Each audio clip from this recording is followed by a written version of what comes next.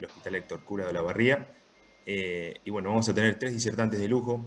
En la primera charla va a arrancar Pablo Luchini, ¿sí? Médico también, trabaja en emergencia hace muchos años, y nos va a hablar de vía aérea en prehospitalario. Él también fue jefe de emergencia del Hospital Héctor Cura, actual director del curso de emergencias y urgencias de Olavarría 2020-2021. Y la segunda charla nos va la doctora Lucía Brignone, que nos va a hablar de los factores humanos y los estresores en el manejo de la vía aérea en emergencias, ¿sí? Un tema fundamental hoy en día, muy hablado, y creemos del Comité de Vía Aérea que es muy importante. Ella es médica especialista en emergencia también y medicina interna, trabaja en el Hospital CEMIC, ¿sí? Y después sigue en la tercera charla el doctor Rogelio Siofi, ¿sí? También médico de emergencias, medicina interna, ex jefe reciente del Hospital Churruca y también miembro del Comité de Vía Aérea, actualmente trabaja en el Hospital Fernández, y nos va a hablar de lo que hemos aprendido en este año 2020, un año para olvidar en algunas cosas, pero con muchos aprendizajes en lo que es el manejo de la vía aérea en emergencias, y nos va a hablar de la experiencia personal y de lo que ha cambiado y lo que va a quedar probablemente de ahora en adelante en lo que es el manejo de la vía aérea. Así que bueno, Nicolás va a estar también coordinando todo lo que es las preguntas. Vamos a empezar con la primera charla. Pablo Luchini, ¿sí? Te invito a compartir la charla, que es el manejo de la vía aérea en prehospitalario, ¿sí? Intubar o no intubar. Adelante, bienvenidos.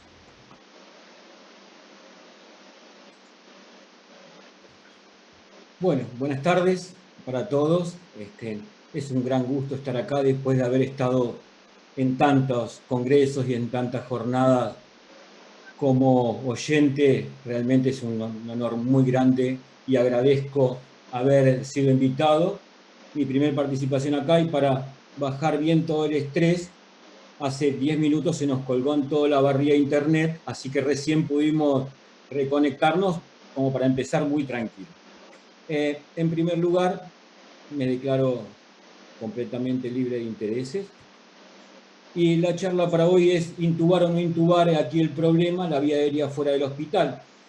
Para empezar a hablar un poco de esto, vamos a abarcar en la charla dos situaciones. Una son las unidades móviles de emergencia, las ambulancias, y el otro es una particularidad que tenemos en el centro de la provincia de Buenos Aires, me parece que en muchos otros lugares del país, que son unidades de primer nivel de atención.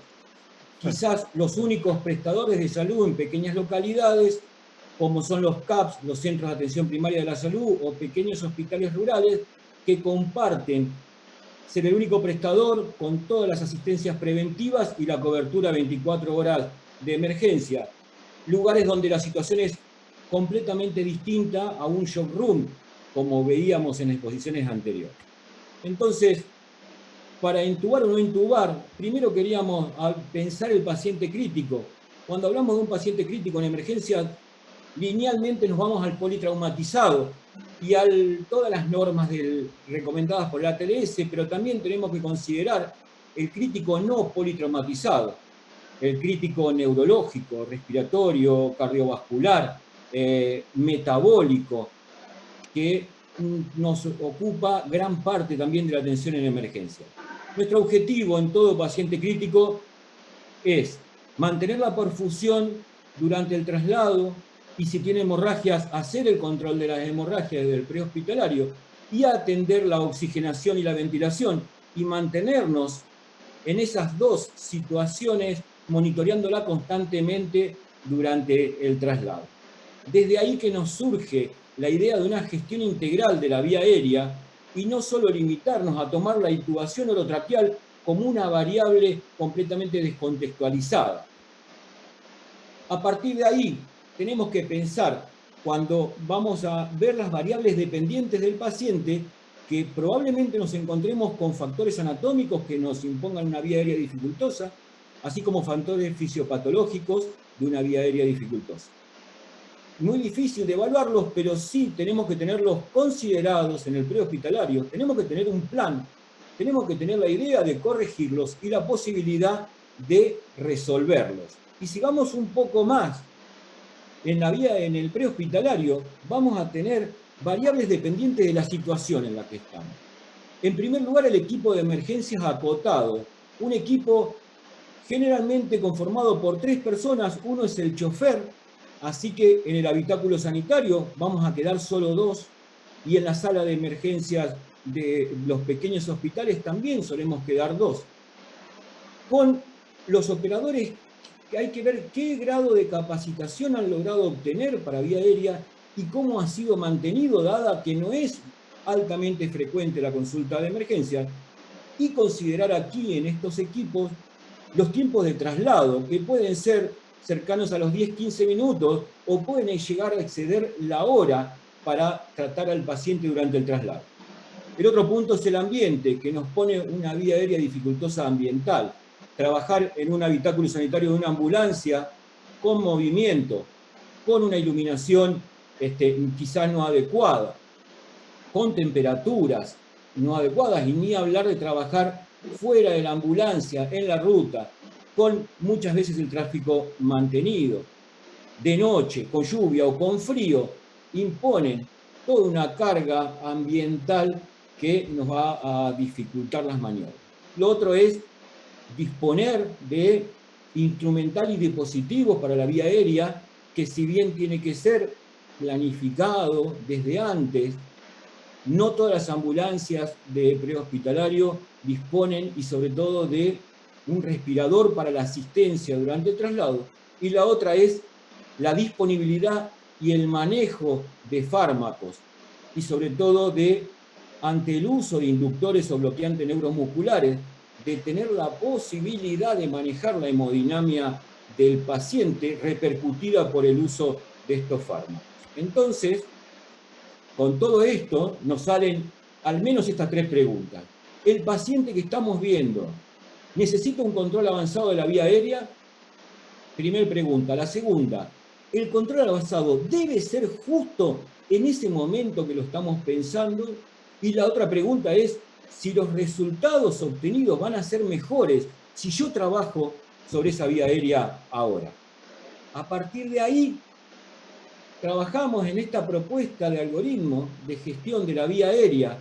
Este algoritmo no es una receta universal ni acrítica, solo que trata de exponer algunas acciones que lógicamente podrían mejorarse para aumentar las posibilidades de éxito sobre ese paciente. En primer punto que nos vamos a plantear es si el paciente tiene una vía aérea crítica, o sea, si ese paciente se encuentra en apnea o con una respiración agónica. ¿Por qué? En estas situaciones vamos a tener una previsible falta de respuesta a la estimulación laringea, y habitualmente en estos casos no requerimos un control de la vía aérea facilitada por fármacos, eso significan las siglas en mayúsculas. No vamos a necesitar fármacos. La siguiente pregunta es si el paciente tiene pulso o no tiene pulso. Si el paciente no tiene pulso, vamos a protocolo ACLS, que se va a hablar en las jornadas, en charlas que van a continuar. Y la otra es si el paciente se encuentra con pulso, lo vamos a tener que ventilar con un dispositivo de bolsa, válvula, máscara, con un resucitador o con la marca Ambu, generalizado el término, con oxígeno a 15 litros por minuto, y sí o sí vamos a tener que trabajar con cánulas de apertura de vía aérea, cánulas orofaringeas o nasofaringeas, según las que tengan, porque los operadores somos pocos para abrir la vía aérea. Y a partir de ahí, cumpliendo con una preoxigenación y mientras hacemos el plan, vamos a colocar una vía aérea avanzada. La recomendación aquí sería una máscara laringea de segunda generación. ¿Por qué de segunda generación? Porque nos permite colocar alguna sonda para descompresión gástrica, producto que sabemos que las máscaras laríngeas no sellan completamente la vía aérea y que van a tener fugas. Esas fugas van a ir al estómago con el riesgo de regurgitación o vómito. Por lo tanto, estas máscaras laríngeas nos permiten colocar una sonda para descomprimir el estómago. Y si no, el segundo plan es la intubación orotraqueal, sí, con el uso de facilitadores, con una bujía de Edgman o con una bujía de Frog.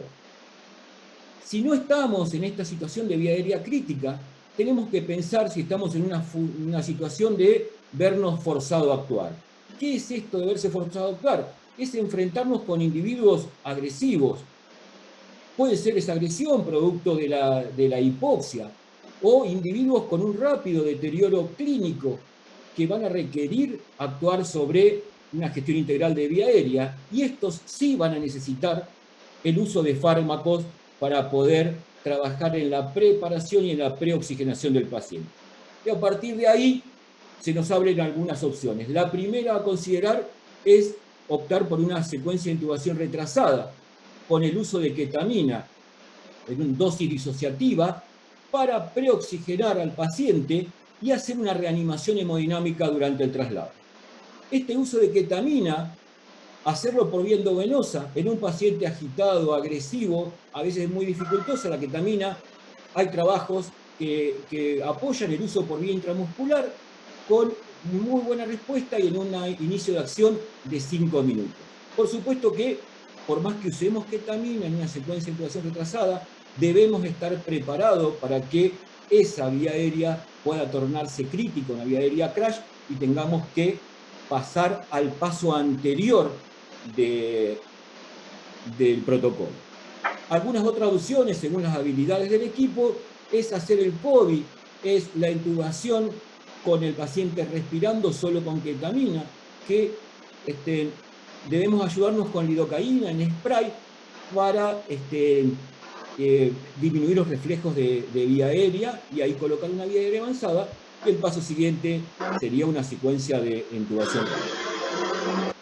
Seguimos con el protocolo. Si no estamos en una situación de vernos obligados a actuar, tenemos que plantearnos dos puntos. Primero, una oxigenoterapia intensiva. Y una oxigenoterapia intensiva es mucho más que colocar una máscara de nebulización, que es lo que siempre está colgado en la ambulancia, a un flujo aleatorio. Una oxigenoterapia intensiva arranca con un correcto posicionamiento del paciente.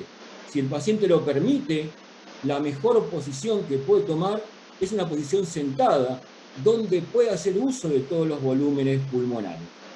Si no es así, la posición semisentada sería la posición de elección. En los pacientes obesos puede probarse con una posición en rampa e incluso agregarle la posición de olfateo. En una ambulancia es difícil hacerlo porque la camilla no permite esa articulación, pero si estamos en un pequeño showroom es una de las posibilidades. El paso siguiente es el uso de oxígeno adicional.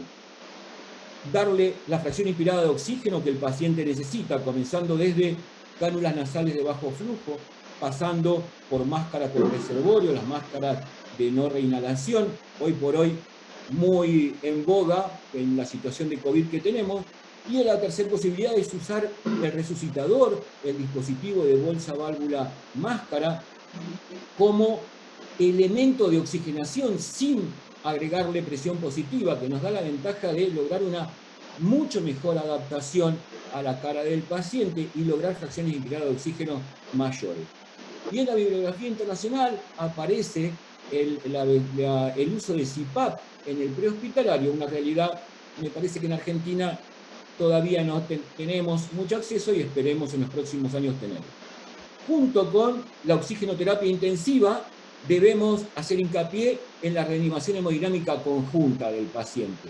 De esta forma, logramos cumplimentar los primeros pasos de la atención, los primeros pasos de una secuencia de intubación rápida, para que al momento de la llegada del paciente al showroom estén cumplidos, y si existe la necesidad de ventilación mecánica, intubación orotraqueal, sea bastante más rápida de realizar en el showroom.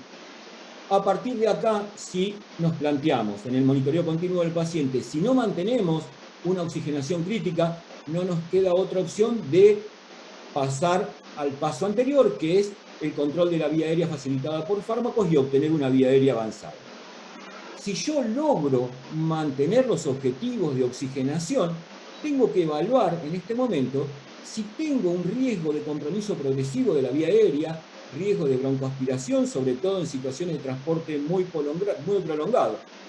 Si me voy a enfrentar a esta situación, me voy a poner a pensar si puedo acceder a una vía aérea difícil, anatómica, ambiental, psicológica, fisiopatológica, para hacer una toma de decisión. Y si yo no tengo este riesgo, mantengo las medidas de oxigenoterapia y de reanimación hemodinámica con una vigilancia estrecha hasta la llegada al nosocomio de destino. Aquí vamos a compartir dos imágenes de máscaras laringeas de segunda generación. Este es el modelo Supreme, un modelo disponible en Argentina, en el cual tiene aquí el adaptador para el resucitador, para el ambú, y por detrás tiene un segundo tubo adicional para colocar una sonda de descompresión gástrica.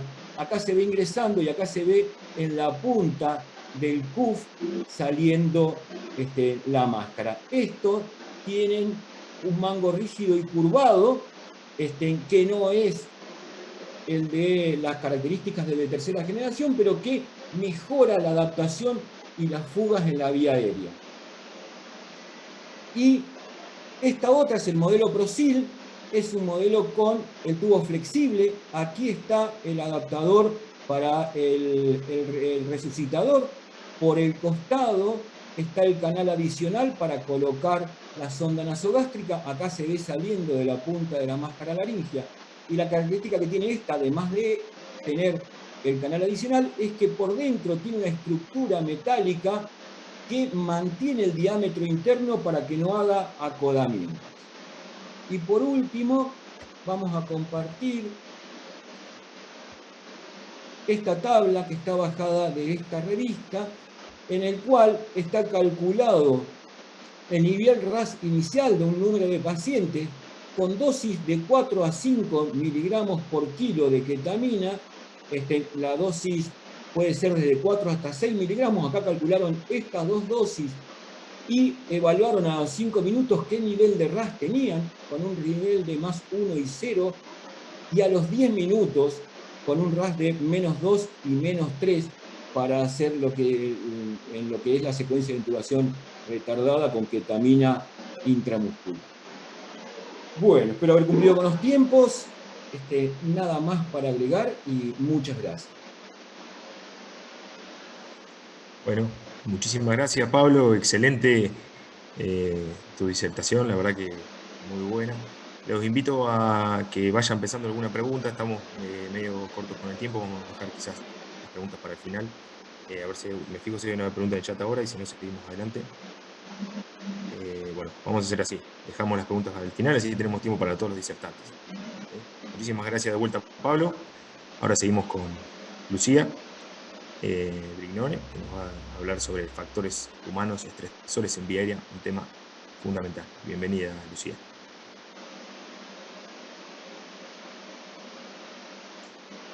Hola, buenas tardes a todos. Yo soy Lucía Brignone, miembro del Comité de Vía Aérea y no tengo conflictos de interés. Un desafío para mí presentar esto en el Congreso el día de hoy. Lo que voy a trabajar hoy, o lo que voy a tratar de dar una primera aproximación, es factor humano en medicina de emergencias, particularmente en vía aérea. Hacer mención de que esta presentación es el fruto de un trabajo en equipo con la Barriga Buenos Aires. Nicolás, de hecho, es el que está con las diapos. Y nada, es un placer trabajar con el comité en general. Factor humano es una disciplina científica que la verdad es que tiene mucho desarrollo en otras áreas de alto riesgo, como ser la aviación o la industria petrolera. De hecho, le debemos la introducción en ciencias médicas a un aviador, ¿sí? A raíz de un evento trágico, que fue el fallecimiento de su esposa, luego de una cirugía programada en un hospital de alta complejidad con un equipo totalmente entrenado en habilidades técnicas, ¿sí? En un fracaso del manejo de la vía aérea termina falleciendo por hipoxia, ¿sí? Muerte cerebral.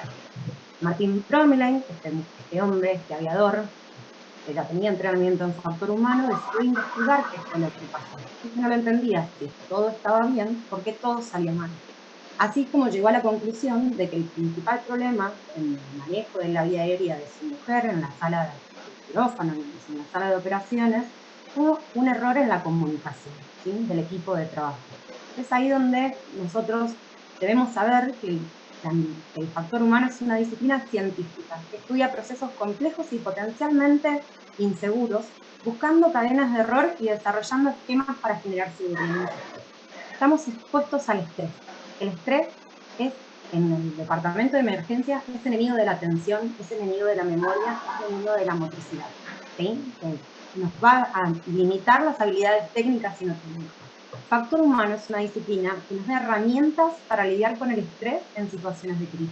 Bien, la siguiente. Bien. Los últimos años hay un cambio de paradigma en el manejo de la vía aérea. Bien, ya no es simplemente la colocación de un tubo endotraqueal en un paciente y asegurarnos una vía aérea de esa manera a cualquier costo, sino que es el hecho de asegurar una buena ventilación y oxigenación en un paciente para mejorar su estado clínico. Y eso implica tener en cuenta la patofisiología de lo que le ocurre, el estado hemodinámico y saber que el tubo no es la única opción. Tenemos un montón de otras herramientas, que nuestro objetivo es mejorar la seguridad del paciente. Tenemos que estar preparados para saber que todo puede salir mal, tener plan de trabajo. ¿Bien? Factor humano lo que trata de hacer es hacer que las cosas hacer las cosas bien sea fácil y equivocarse muy difícil.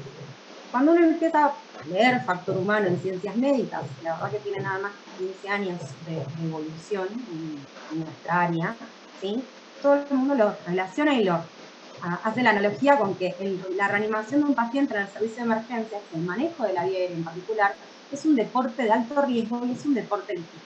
Cuando me fui a ver qué deporte de alto riesgo tiene un poco mejor desarrollado el factor humano, me encontré con la Fórmula 1. Siguiente, todavía no que ahí. En los años 50, ¿sí? Más o menos para esta época, un cambio de ruedas implicaba 3 a 5 minutos de la carrera. Hoy en día el tiempo es menor de 2 segundos. Cuando uno en una carrera de Fórmula 1 no solo depende de las habilidades físicas y psicológicas para las cuales se entrena el corredor del auto, sino también de todo el equipo que lo rodea. Les voy a mostrar un video para tratar de explicar lo que es.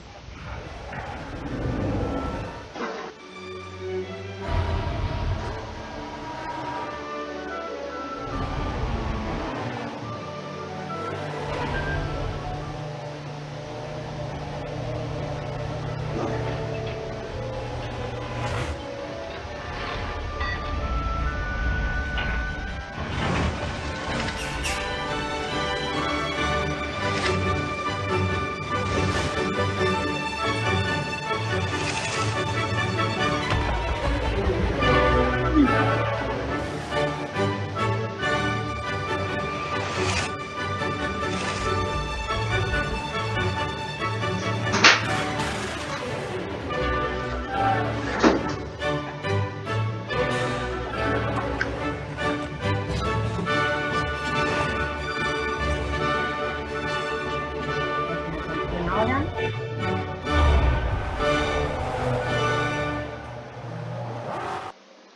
Bien.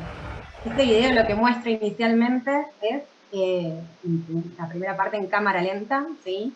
De un cambio de ruedas actual, que son menos de 2 segundos. Fíjense que cuando lo muestran en tiempo real casi no se nota qué pasó, no nos podemos dar cuenta.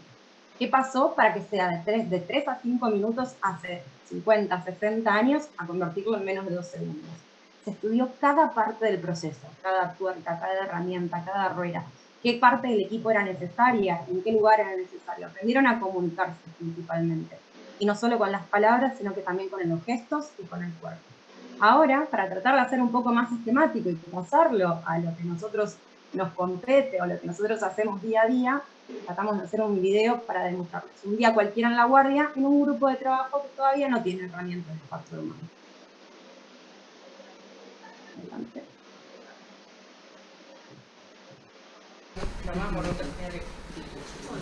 Baby, ¿cómo andás?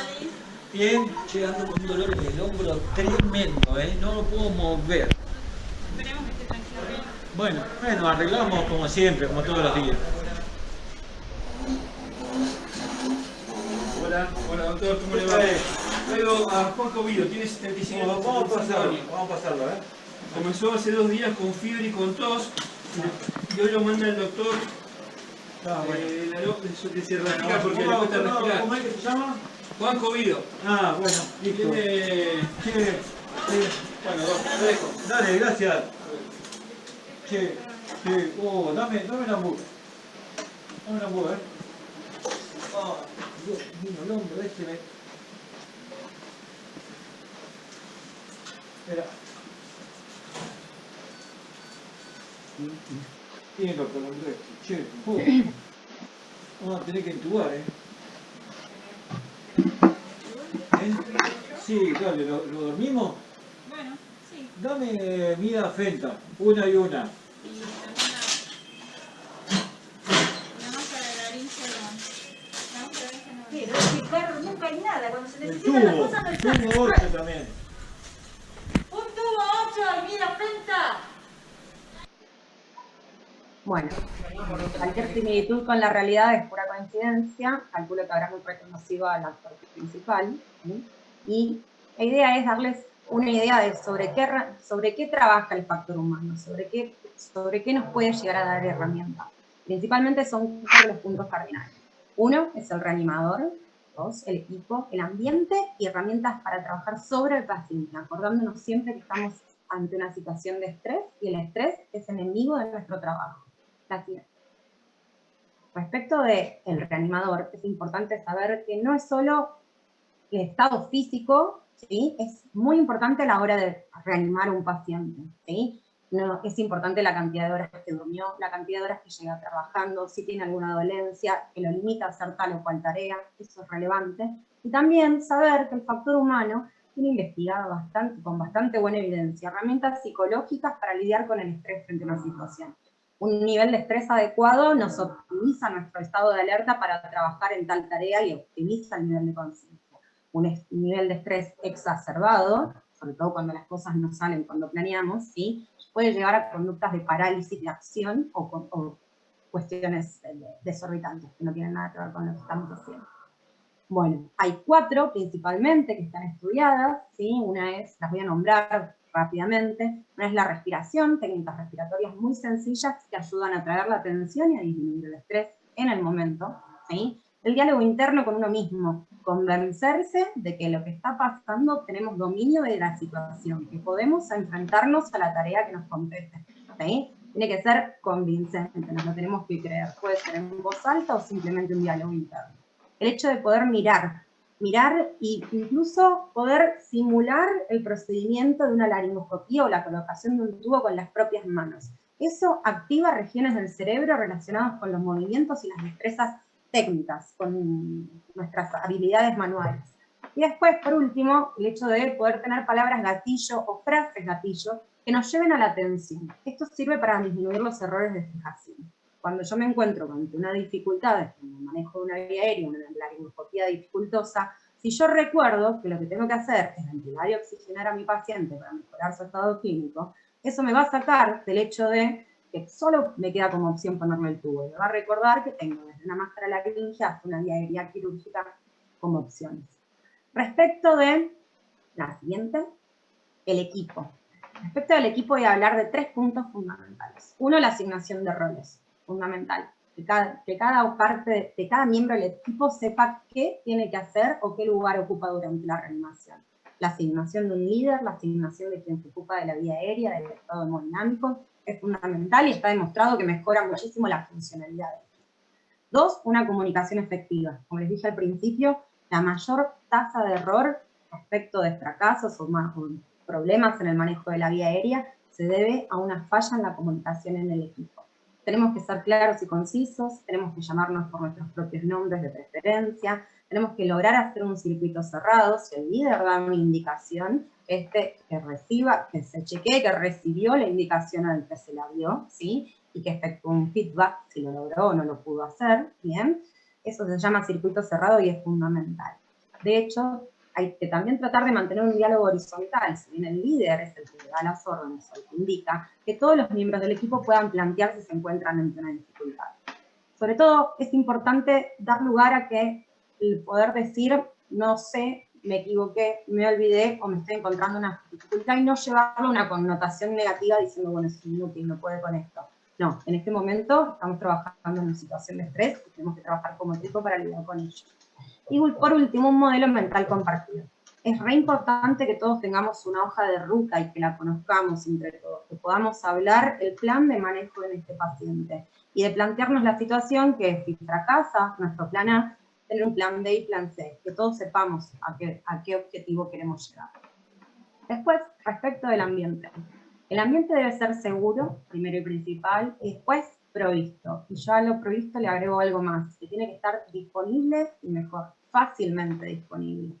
Uno tiene que, al tomar la guardia, no cuando el paciente ya está dentro, chequear que las cosas estén en su lugar, ¿sí? Si está algo roto, reponerlo, arreglarlo, si falta algo, buscarlo, ¿sí? Y por lo menos saber que no está y no enterarse en el momento de la crisis. Puse el ejemplo del carro Vortex, del modelo Vortex, ¿sí? Que es un carro de vía aérea, un carrito de palo, donde tiene perfectamente organizado, fácilmente disponible, cada elemento para seguir cada plan de vía aérea. Por último, como herramienta de factor humano, hablamos de lo que es la reanimación en sí del paciente. Para esto podemos usar ayudas memorias, ¿sí?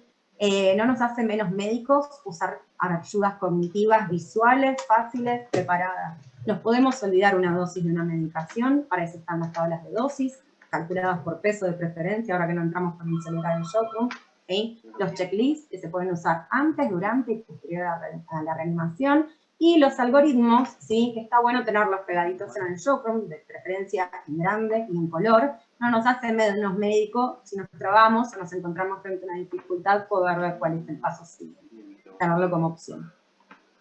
Bueno, este que viene es un video en un equipo de trabajo donde las cosas salen un poco mejor teniendo algunas herramientas de factor humano, siempre sabiendo que podemos seguir mejorando. Sí, pero está aquí. Vale. Eli, ¿cómo andás? Oh, ando mal, ando con dolor en el hombro, no lo puedo ni mover. Tranqui, cualquier cosa que haga algo grave, yo puedo pensar y no llorar todo.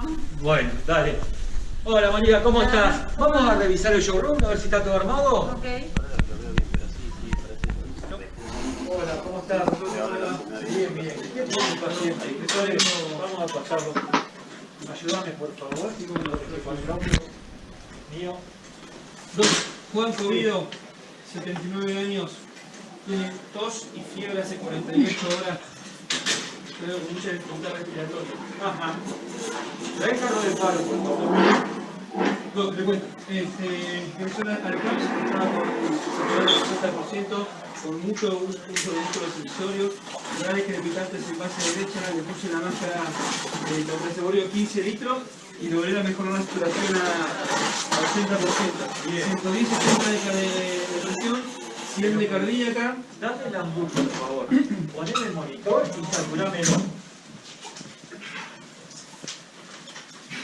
Eli, ¿me ayudás? Sí. 100 de cardíaca y arriba de 30 de respiratoria. 38,5 de temperatura, doc. Bien. Bueno, vamos a ver si podemos mejorarlo. ¿Qué baja está la saturación? Vamos a mejorarlo acá. Y vamos a preparar para ventilarlo. Doc, lo dejo. Esperá, no te vayas. Esperamos un segundito, porque por ahí me voy a necesitas. Preparame, por favor, ketamina, succinilcolina, el laringo y un tubo 8. No me acuerdo bien las dosis. No se preocupe, doctor. Acá en el carro tenemos la tabla de drogas por peso. Bien, preparame para 75 kilos y se lo vamos a pasar en bolo. Me avisás cuando esté pasado.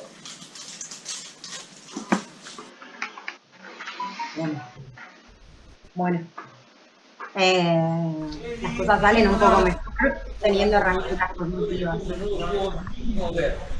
Tranqui, cualquier cosa que haga algo. Bien. Bueno, para entrenar factor humano, uno, yo creo que es importante saber que existe y conocerlo. Dos, hoy en día como una técnica de enseñanza, la simulación, yo creo que es el mejor método para entrenar factor humano, donde podemos buscar nuestras fortalezas y ponderarlas y trabajar sobre nuestras debilidades, conocerse a uno mismo durante una situación de crisis y también conocer al equipo con el que uno trabaja, ayudar a compartir un modelo mental, a armar un modelo mental que podamos compartir todos durante la reanimación. Es importante que sepan que se trabajan habilidades técnicas como la técnica de una laringoscopía, el uso de una bulla y el videolaringo, pero que sobre todo se trabajan habilidades no técnicas que son donde por ahí están los pequeños detalles que hacen a la diferencia. La ASA está dando, o yo iba a dar, talleres de simulación respecto de día a día, como para que estén al tanto. Muchas gracias a todos. Espero haber sido clara con la presentación. Muy bueno, muchas gracias, Lucía. La verdad que, como les decía, es un tema muy importante que la verdad que no se habla demasiado últimamente, y nos pareció a todos fundamental tocarlo en estas jornadas, y que se empiece a hablar más de esto, en lo que es emergencias, y principalmente en vía aérea, que es un momento crítico que como emergentólogos nos enfrentamos muy seguido. Así que bueno, muchas gracias. Gracias a Nico también y Pablo, los actores de los videos. Y bueno, seguimos con la última charla de las 3, a cargo de Rogelio Siofi. Como les digo, si tienen preguntas, escriban. Nosotros al terminar las 3 charlas vamos a tratar de responderlas si el tiempo nos alcanza. Así que bueno, ya tenemos algunas anotadas. Bueno, bienvenido, Rogelio. Te dejo adelante con tu charla. Bueno, bienvenidos. ¿Se escucha bien? ¿Sí? Bueno, primero que nada, agradecerle a la SAE por la invitación a dar la charla, la jornada, agradecerle a Guille, que siempre es una persona muy importante en todo esto y que motiva todo lo que ocurre con lo que es vía aérea. La verdad que es un gran valor. Lo digo públicamente, Guille, para 970 personas. Bueno, Guille lo que me propuso es Vía Aérea 2020, ¿qué hemos aprendido? Y bueno, el título perfectamente es bastante amplio, y la apreciación que voy a hacer del tema es bastante subjetiva, ¿no? Con lo cual, el enfoque va a ser muy personal, y pueden estar de acuerdo ustedes y no, pero es lo que me pasó a mí en los lugares de trabajo donde estoy. Yo trabajo en el ámbito público y trabajo en el ámbito privado, con lo cual es una referencia que posiblemente se sientan identificados ustedes, ¿sí? Bueno, no tengo ningún conflicto de interés. Entonces, cuando Guille me había planteado el tema de qué hemos aprendido, yo en un momento empecé a pensar respecto a, bueno, hablemos de secuencia de situación rápida. Dijimos, hablemos de secuencia de situación rápida, y la verdad es que no sabía si iba a aportar demasiado más la secuencia de intubación rápida, lo que hemos hablado muchas veces, he hablado también en muchos congresos, lo habló mi compañero también previamente, qué hablar de la ketamina, qué podemos decir del propofol, el etomidato, la succinilcolina, el rocuronio, que no lo puse acá. Digo, la secuencia de intubación rápida es una estrategia, es una estrategia que puede elegir para la ventilación, pero la realidad es que no creía que era algo para aportar. Respecto a planificación y estrategia, bueno, Lucía recién habló bastante de lo que es el factor humano, pero el tema importante de planificación y estrategia, allá me acuerdo cuando había arrancado todo esto, por marzo, por ahí la SAE sacó este slide que venía acompañado de una publicación también, que en realidad era básicamente planificar y tener en cuenta cómo manejar la vía aérea. Vuelvo, aunque no me parecía que podía aportar demasiado respecto a esto, y más allá de lo que Lucía aclaró, no me parecía que podía aportar demasiado más. Respecto a recursos materiales, ¿qué hablar de la bujía? O sea, la bujía es, espero que nunca desaparezcan, te resuelven problemas día a día, todos los días tenemos algún desafío y la bujía está presente, con lo cual no quería extenderme mucho. Lo mismo que el capnógrafo, depende de la disponibilidad del recurso, el capnógrafo en algunos lugares está, en otros no, pero bueno, está demostrada su utilidad. Lo mismo para el videolaringo, que puede ser puede ser otra marca, otro modelo. Yo honestamente tengo poca experiencia en videolaringo, en utilizarlo. En el momento de la pandemia tampoco era un momento como para andar iniciando la experiencia con algunas alternativas, pero la evidencia a favor del videolaringo existe, y después tiene que ver con la utilidad de cada uno. También podría poner otra imagen de máscara laríngea, como Pablo le presentó. O sea, hay muchas alternativas de dispositivos materiales que yo creo que en este año lo pusimos en práctica, pero posiblemente ya venía previamente a todo el año pasado. Entonces, a mí lo que me daba vuelta, esto hablándolo con un jefe de unidad del sanatorio privado donde estaba, planteándole esta clase, los dos coincidimos en algo. Y le voy a mostrar una escena ahora que podría ser perfectamente la escena de cualquier shockroom el año pasado. Le pedí a mis compañeros de la residencia si me manden alguna foto de algún politrauma y asistiendo a un politrauma, y no me lo mostraron. Entonces tuve que recurrir a internet, pero parece que en internet han sacado todas las imágenes previas a COVID, Pero lo que quiero señalar es esto, o sea, esto puede ser un showroom de cualquiera de nuestros lugares, por ahí no de cualquiera, porque está bastante equipado, bastante grande el espacio para trabajar, hay bastante recurso humano, hay bastante recurso material, por ahí no es todos los lugares donde trabajamos, pero lo que se ponía en evidencia básicamente es que están ahí con unos guantes, están ahí con un delantal, pero la mayoría no tiene ningún tipo de protección ni facial ni oral. Les puedo mostrar estas, ¿sí? Y perfectamente cualquiera de los 900 que están en el público me pueden decir que esto lo han vivido y lo vivieron no hace 30 años, ni hace 20, ni hace 15, lo vivieron antes de que venga todo esto. O esto, que parece que venían de hacer deporte, agarró el fast track y va a poner el tubo, el señor. Digo, o este último, que con la necesidad de encontrarle la laringe al señor, nos metemos adentro, entonces fíjense, parece una sala ¿cómo se llama?, de anestesia. Lo que quiero figurar con todo esto, que lo que para mí era una de las cosas que más me dejó la pandemia este año, y que creo que llegó para quedarse, es el tema de la bioseguridad, ¿sí? Que uno de los disertantes del anterior habló justamente de la bioseguridad y que había llegado para quedarse. Y yo creo que es una cosa que nosotros siempre supimos, y que por algún motivo, que muchas veces tiene que ver con factores humanos, en relación con la clase anterior, con la charla anterior, nunca lo jerarquizamos. Y esto es una clasificación que yo hice en función a lo que a mí me motivó cuando en marzo de todo este año, marzo, abril, empezamos a discutir respecto a COVID. Entonces, decíamos, ¿cómo se transmite el COVID? ¿Cómo se transmite el COVID? Pero puedo decirte cómo se transmite cualquier otro virus, cualquier otra bacteria, cualquier otro parásito. El equipo de protección personal empieza a tomar dimensión. Decir, che, ¿qué tipo de protección personal, qué tipo de protección uno tiene que tener? Empieza a aparecer el tema, la aerosolización, y acá cada uno puede tener su anécdota. Yo tengo una anécdota que había un paciente con un broncoespasmo bastante importante, y estábamos recién iniciando con todo este COVID, y no había como tratamiento alternativo, la aerocámara no había, ¿viste? Entonces la opción era casi intubar al paciente y broncodilatarlo intubado el paciente. Porque todo esto por bioseguridad, todas estas cuestiones que uno tampoco los tenía tan claro en ese momento.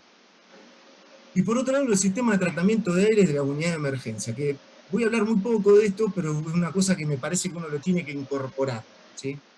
Respecto a la aerosolización, esta es una publicación que salió, creo que en septiembre, ahí está el dominio para que después ingrese si quieren, y hablaba porque había mucha discusión respecto a cuánto se aerosoliza, cuánto aerosoliza la nebulización, cuánto aerosoliza el CPAP, no hay que hacer CPAP, no hay que hacer... Bueno, y todas estas cuestiones, o sea, y el miedo era entendible, ojo, no es que estoy renegando todo eso, digo, era una cuestión entendible porque era algo completamente desconocido, y uno tendría que ponerse y ver qué actitud tomar. Pero también, esto es importante porque, digo, uno obviamente no trabaja solo, trabaja con mucha gente en la unidad de emergencia, menos mal que trabajamos con muchas personas, pero además vos te vas para tu casa. Entonces, esto de cuánto aerosoliza cada método es interesante para después vos poder sino poder compartir con tus compañeros de trabajo diciendo, mira, yo le puedo poner un alto flujo, como la que existe acá, que esto personalmente en el lugar donde yo trabajo se hizo bastante experiencia con la cánula de alto flujo y dio bastante buenos resultados. Y la primera idea era que la cánula de alto flujo era terror la cánula de alto flujo. Cuando vos vas a ver la cánula de alto flujo bien colocada, con el tamaño adecuado para el orificio nasal del paciente, hace que aerosoliza menos que una cánula nasal, ¿sí? Entonces esto tiene que ver con el desconocimiento, el miedo, y que uno tiene que tratar de incorporar y perder el miedo y ponerlo en práctica, ¿sí? Esto básicamente lo comento porque la posibilidad de la segunda ola y la persistencia de este paciente en la unidad de emergencia van a estar. Por otro lado, lo que yo les mencionaba, el tema de la transmisión de los patógenos por vía aérea, que esto es muy selectivo lo que estoy haciendo, pero quiero mencionar dos cosas porque van en relación al equipo de protección personal que les voy a presentar después. Básicamente se puede transmitir por dos grandes mecanismos, uno por transmisión de gota, que tiene que ver con el tamaño de la gota, esto se produce cuando el paciente tose, estornuda, habla, o cuando uno hace algún procedimiento, que esto es una aspiración, una broncoscopía, cuando hace una laringoscopía, siempre. Digo, son pacientes que nosotros trabajamos. Y después lo otro que son los núcleos de transmisión por gotas más pequeñas, que son esas gotas que viajan en el aire, que también se generan en situaciones similares, en el estornudo, no tanto en el habla, pero sí en la tos, y también cuando uno hace una maniobra de laringoscopía. Con lo cual, son escenarios que uno toma dimensión en lo que fue en el momento de pandemia, pero que perfectamente uno practicaba previo a la pandemia, ¿sí? Y y aparece en el tema de los equipos de protección personal. Esto está sacado de la OPS, está a todos lados, la SADI sacó un montonazo de cosas, de recomendaciones, ¿se acuerdan allá por marzo que todos nos desesperamos por el 3M, el 3M sí, 3M no? No importa. Pero sí lo que me parece importante el tema de distinguir algunas cuestiones de la presencia del barbijo quirúrgico, del resto ¿cómo se llama? Del camisolín, los guantes y la antiparra. Acá tenemos el famoso el N95, marca comercial es la conocida, pero no importa, el N95, también con la presencia del camisolín y la antiparra. ¿Y a dónde quiero llegar? Que cuando uno va a ver qué tipo de gérmenes se transmiten por gotículas o por gota, en realidad encuentra gérmenes que son en el cotidiano nuestro, o sea, en el cotidiano de los pacientes que uno trabaja en la unidad de emergencia. El mapa patognomónico es la tuberculosis. ¿Por qué paciente que ingresa por un politrauma que te lo dejan, o no lo dejan, que traen de la calle, no puede tener una TBC? ¿Alguien me puede explicar? No, nadie. O sea, y uno, yo lamentablemente esto no podemos hacerlo en vivo en directo, pero si uno le quisiera levantar la mano al público, lo más probable es que la mayoría de nosotros, incluida la residencia donde la hice, incluido todo, incluido los médicos de planta, todo, y no nos poníamos ni un barbijo. No nos poníamos nada, absolutamente nada, porque también estaba en la cultura propia, y también esto de ponerte un barbijo, ¿viste? El significado, toda esta cuestión media folclórica que muchas veces uno tiene, que no tiene ningún tipo de fundamento más que nada.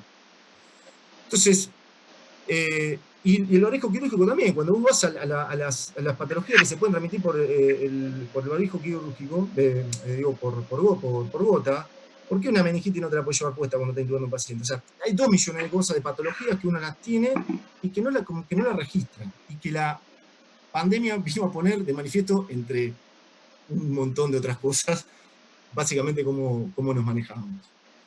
Esto es un poco de lo mismo, ponerlo ahí, que lo que me parece la sarampión, varicela y tuberculosis. Muchos de acá van a decir, mira, yo estoy vacunado contra la varicela y el sarampión, es verdad, eso sí, es una posibilidad.